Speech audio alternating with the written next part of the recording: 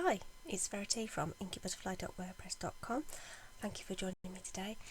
Just popping on quickly to share a card with you guys today. I'm actually going to case myself using some of the retiring stamp sets that are leaving us at the end of May, beginning of June. So my inspiration card was this one, which I made with the beautiful bouquet stamp set. Has a lovely set of coordinating dies with it as well, and I've got Pear Pizzazz and Grapefruit Grove, one of the retiring in colours, and Soft Suede for the sentiment there. So this was like I say, this is the inspiration card, if you like, for what I'm going to make for you today. So if you've been following my blog, I've been doing a kind of twofer each day this week with some retiring products, with either using a similar technique or whatever. So this time it's sort of like a botanical theme with these colours. So instead of beautiful bouquet, I'm going to work with Colourful Seasons, which I absolutely love and really haven't used enough of. Let me just put this away. So that's what we're going to be working with today. So as I said, these were my colours: Pear Pizzazz, Grapefruit Grove and Soft Suede. So they're the colours I'm working with today. I'm just going to leave those to one side. And I don't actually have a sample. We're just going to see what happens. Okay. So the original started with a Grapefruit Grove card base, but I'm going to switch it up and go with the Pear Pizzazz for the card base. So if you want to make your own card bases, then this is a half sheet of A4. So if you slice it this way at 4 1/8 of an inch, sorry, I'm an inches girl, got no idea what that is in centimetres, and then score here at 5 7/8 of an inch. Get a nice sharp crease and you've got a card blank. Okay. Now, I do a lot of pre-cutting of my layers, so I've got them ready to hand.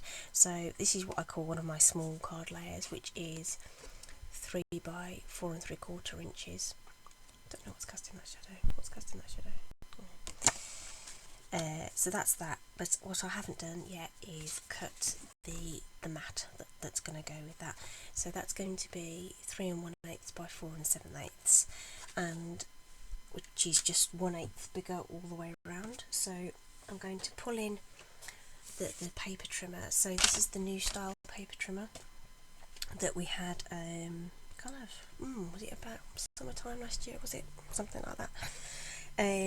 So there's a lot of similarities with the old one, but there's also some really good additional features. So there's no clip anymore. You just sort of lift the arm and it clips shut and holds your paper in place. There's a really nice little hangy hook there if you'd like to store it that way. The arm is really long now. It can go all the way up to 17 inches, and that just pulls out, which is hard to do in mid-air, but there you go. Really long. And then we have little marks now where the old trimmer used to just have like a grey void, if you like, and so if you had any measurements that fell between those, you basically couldn't measure it. But now we've got some little markations there, so you can actually measure right up into that crease now. And we still have the double blade system, so light grey scoring blade and then the dark grey cutting blade. Really pleased with it. Superb piece of equipment. Really great. Now I'm a lefty. I don't have any problems using it the right way round. I think some people suggested that left-handed people might want to use it the other way around, but I find it fine this way. So 3 1/8, so it's very nice and clear. Now with the measuring ruler is really nice and clear. there, so there's 3 inches, so we're just going to take it across to 1/8, 3 and 1/8, and I'm going to better just check that's going to be long enough, hadn't I? Yeah. I think I did check before I picked it up, but you know, better safe than sorry, alright. So clip it into place, nice push, sort of slide it along rather than push down on it. You don't need as much pressure on the blade as you would have had on our trimmer. So there we go. So that should now, she says, cutting it live on a YouTube. There we go. Perfect border all the way around for that, but just by increasing each side by 1/8 of an inch, you get that nice narrow border, which I like. Okay, so slip that trimmer away. I don't think we'll need it again, she says. Okay, so on my inspiration card, I've done a little bit of stamping over the card base. Now I'm looking for a scrap piece of paper, which is the one thing I haven't got. This will do, as I don't really want to mess up my grid paper. So I'm just going to put some scrap paper behind that, and I'm going to use the small solid leaf from the set. And in the original card I did tone on tone stamping, so I've got the Pear Pizzazz ink pad there, and I'm just going to ink that up. And I might actually, do you know what, I'm going to do some second generations as well, just for something else. Oh, I should have moved that over a little bit, but you get the idea. Okay, turning the stamp as you go, so you kind of get a bit of randomness with it.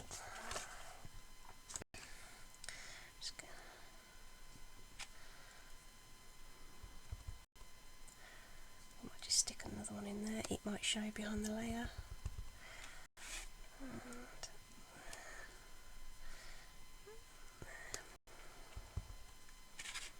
So you can see twisting and turning the stamp just to get a little more interest. A little bit of overlap there, but that'll be alright, I think.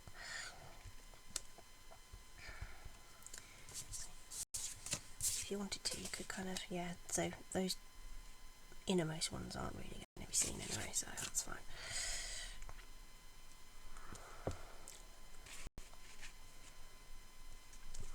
Bit off the edge as well. If you do it off the edge, it just looks a little more natural. Just thought, I'm stamping away here and I've got no idea whether you could see it, but you can, that's fine.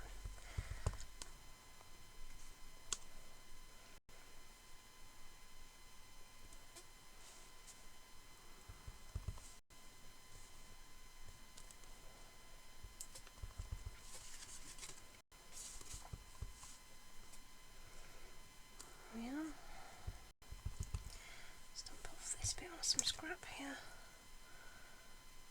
Okay, I think that will do. Stamping scrubs off to the side, just put that over there. Put this away before I stick an elbow in it or something. Okay. There you go, and turn it the right way around. Don't want an Australian card. Okay, so background done. Now let's have a look. Let's see whether that's gonna look cool. I know it's only a rough idea until it's stuck down, but yeah, okay, well, cool. I think I dig that. Okie dokie. So what I think I'm going to do, so the other card didn't really have anything stamped on there. I think I'm going to commit to sticking this down right now. So snail. Now I'm far more generous with this now I know it's actually retiring. Don't worry, we are getting a replacement tape runner. But yeah, so snail is leaving us, so loads of that on there, and then I like to sort of get sort of hold up my dominant hand is holding up the cardstock and make sure it's lined up evenly around the 3 sides, and then in theory the 4th side should fall nice and straight. Okay, press that down. Well, okay, and then had some of this really nice ribbon. This was from the Magnolia Lane ribbon bundle. I don't know whether it's actually called that or not, but anyway, the Magnolia Lane one. Also exiting the catalogue, so that's that. So that was tied around there. So what I'm going to do is just snip off enough so that I can get it adhered around the edge, and then I might have enough just about for a little teeny tiny bow, just like on the other card. So what I'm going to do is just run a couple of lines of snail around the back there, and just position that where I think it might want to go, or something like there. About a third of the way up, is it? Ish. Sort of straight.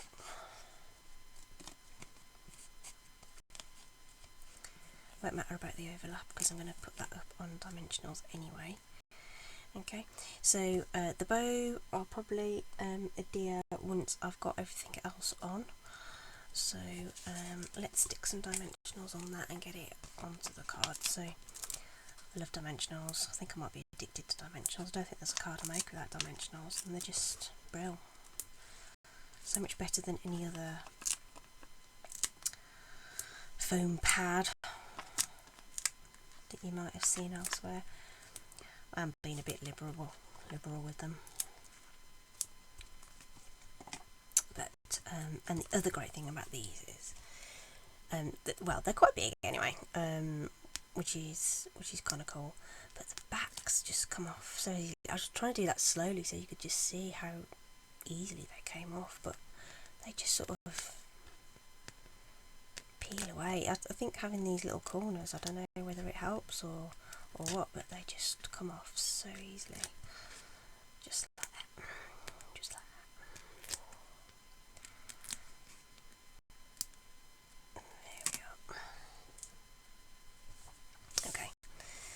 There we are. Okay. Now my camera has to be positioned quite a bit sort of in front of me, so it's like I can't actually get my head over this. So I'm going to try and use the screen to guide me being straight-ish. I think that looks okay. Yeah, it'll do.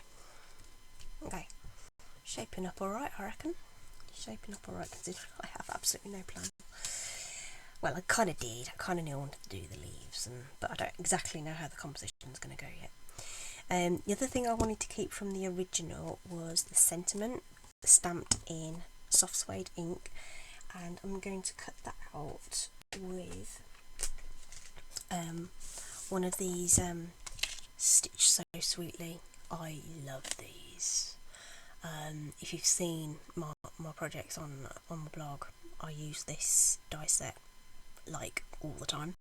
It's my new stitch rectangles. I adored those. Oh, I adored the stitch shapes, then I adored stitch rectangles, and I just love these. I love these. I just love the fact they're stitched and scalloped. It's just I just love them.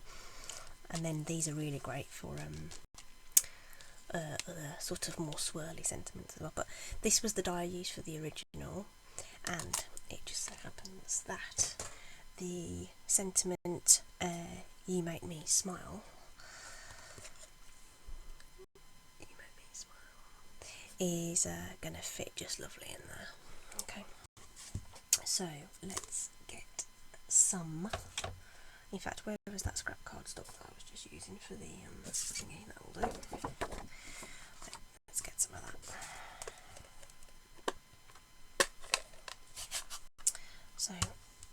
say, it's soft suede ink, just gently. Anyone who is new to stamping, there is no pressure going on that stamp at all. I'm not pressing down on the ink pad, just lightly applying the ink, and you can see how by looking at your stamp that it's nice and even there. Okay, and then on your cardstock, then you just want to go down and press firmly over the image. No rocking, no swaying, just hold it down, press firmly, and you get a nice stamped image. Let's just get that away. Oops. Really nice. Can't get that to focus. Yeah.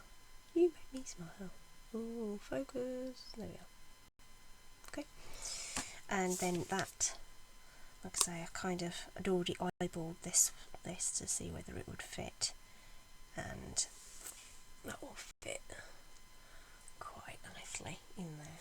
So I'm just going to use a scrap of washi tape just to help me keep that in place and straight while I run it through my die cut machine, which I have just off to the side here, so you might hear some cranking and crunching and stuff as that goes through. Crunch and clank, quite normal. It's just as the die passes through the machine. Isn't that ace? Just love it. Okay, so that's going to go something like there. So on the original, because of the ribbon in the way, I actually put sort of dimensionals towards the top and towards the bottom. I think I used 3 last time, so let's just whack those on ready. 3 of them. So just put it towards the bottom and towards the top there. And that's ready to go when we're happy with the positioning with everything else. Now, right, so like I say, it's kind of unplanned, but thought about, if you know what I mean. So I've already stamped a few of the leaves. So in the stamp set, there's it's kind of a layering stamp set. So you've got a large solid leaf, but you've also got the veins. So I used full strength pear pizzazz to stamp some veins, and then the solid stamp I inked it up, blotted it off, and then used the second generation to colour the image. Now I hope you can see that well enough. On the camera is what I'm going to do now. So pear pizzazz ink. I'm just going to ink that up. Lots of light tapping. And say I'm going to take the first image off like that, and then now again I'm going to have to hope that this lines up okay whilst I'm at this funny angle. So I've kind of put the stem down as kind of an anchor point, and then I'm kind of just gradually just pressing that down onto the outline image. And because you've stamped it off, you obviously get that. I say obviously, it's probably not obvious if you've never done it before, but you just get that softer shade. I don't know what I've got on my stamp. Somewhere along the line I ended up with a dink in my stamp. I must have had it on something and it made a mark. But leaves have like little mottled bits on them, don't they? So so that's how those have turned out.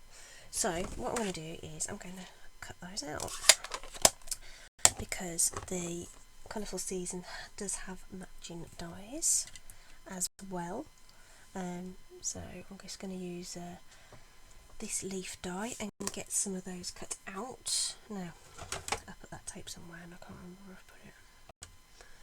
Never mind, I shall get another piece of tape. It's absolutely fine. This is just some washi tape I had about. Just take the tack off a little bit and before you stick it over your card, otherwise you risk you know, pulling your image a little bit off the paper, if you know what I mean.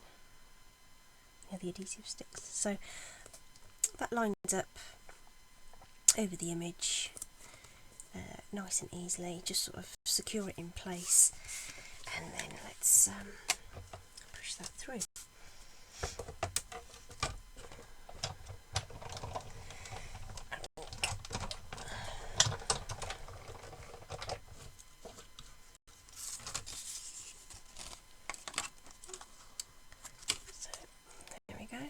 We pull away the tape. It does tear a bit, but that just comes off, it's fine. There we are, beautiful die cut leaf. So we'll do a couple of those.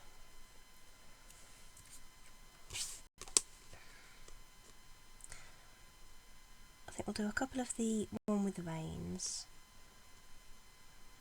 and maybe one of the solid ones as well.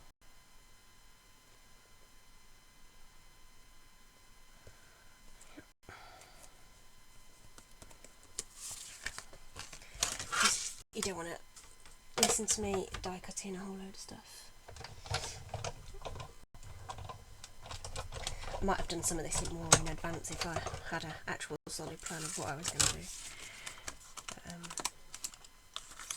I decided to wing it. Do you know what? Just even chucking that on, that looks really cute. Right, let's do one of the solid ones as well. Doesn't matter which one. Actually, that one's probably the best in terms of stamping because of that weird whatever I've got on there. Just realised you might have my head in the shot, but I don't think. There we are. Okay, one more.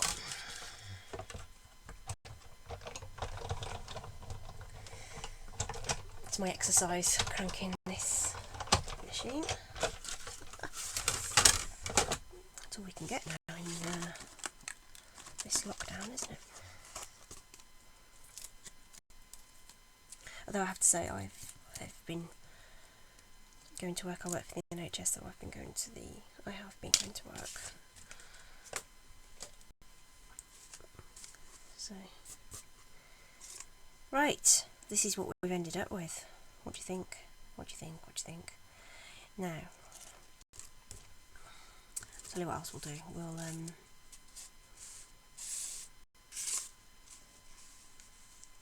no, this is what happens to me when I craft. I get bits and then try and work out how I'm going to. Oh man, I don't know whether it's going to be long enough for a bow.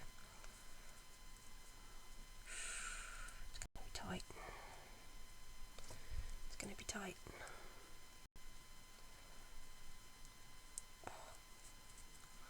But just enough.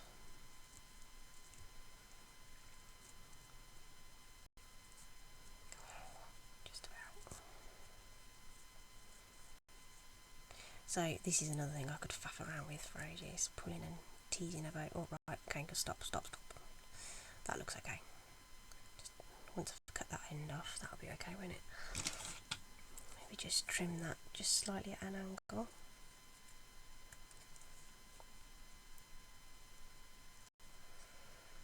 I don't use the same scissors I use for ribbon as I do for paper. Paper dulls your scissor blades, so I have a separate set of scissors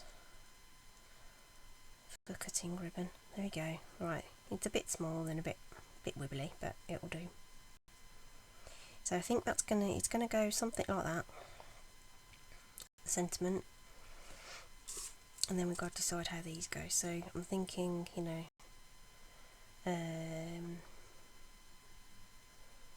should we do one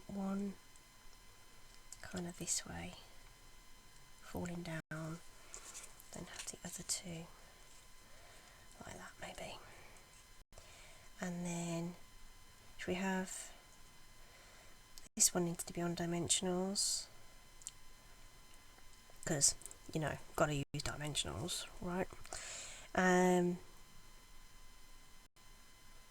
Do I want this one on dimensionals? Let's not. Let's step away from the dimensionals. Well, we'll just do this one with dimensional on it. Probably need one really. Yeah. Okay. Like that. And we can probably get away with just some smidges of snail across there. Oops.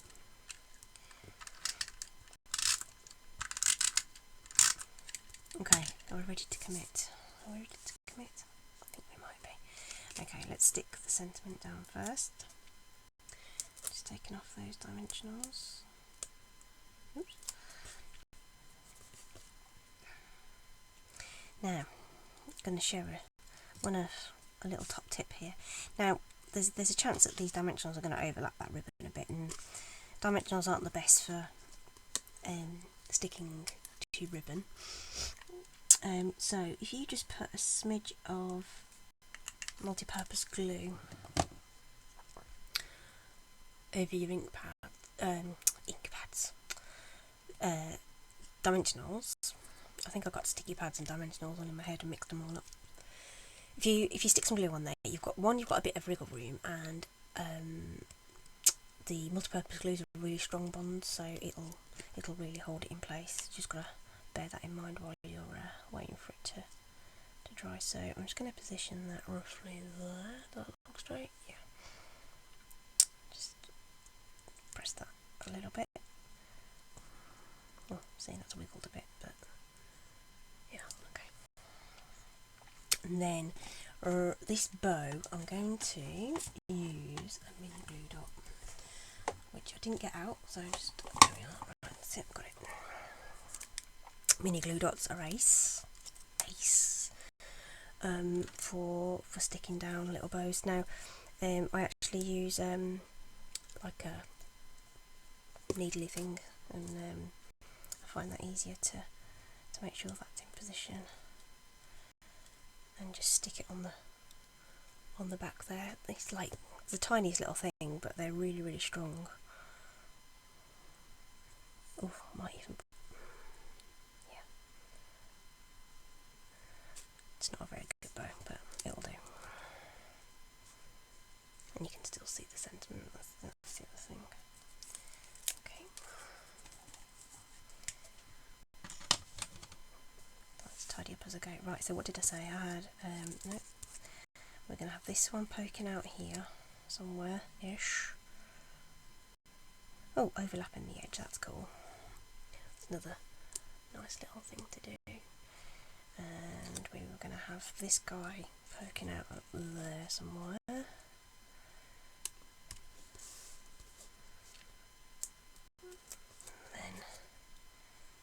this guy.